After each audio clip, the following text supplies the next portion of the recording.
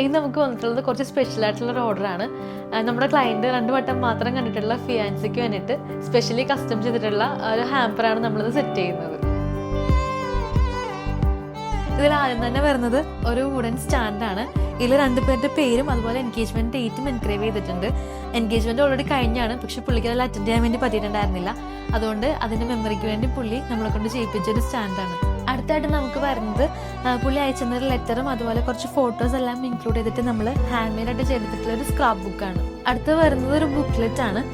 പുള്ളി നമുക്ക് അയച്ചെന്ന കുറച്ച് ക്വസ്റ്റ്യൻസും കാര്യങ്ങളും എല്ലാം ഇൻക്ലൂഡ് ചെയ്ത് നമ്മളൊരു ബുക്ക്ലെറ്റ് ആയിട്ട് ചെയ്തിട്ടുള്ളതാണ്. അടുത്ത് നമ്മൾ ആഡ് ചെയ്തിട്ടുള്ളത് ഒരു ക്രോഷ്യയുടെ ഡോളിനെയും ഒരു കീ ചെയിനാണ്. ഒരു സർപ്രൈസിങ് എലമെന്റ് എന്നതിനേക്കാൾ കൂടുതൽ ഒരു ഇമോഷണൽ ബോണ്ടിങ് ക്രിയേറ്റ് ചെയ്യുന്ന രീതിയിലാണ് നമ്മൾ ഈ ഹാമ്പർ സെറ്റ് ചെയ്തിട്ടുള്ളത്. നിങ്ങൾക്ക് ഇതുപോലെ നിങ്ങളുടെ സ്പെഷ്യൽ ആയിട്ടുള്ള ആളുകൾക്ക് ഇതുപോലെ യൂണീക്ക് ആയിട്ടുള്ള ഹാമ്പേഴ്സ് ഗിഫ്റ്റ് ചെയ്യണമെന്നുണ്ടെങ്കിൽ ജസ്റ്റ് നമ്മളൊന്ന്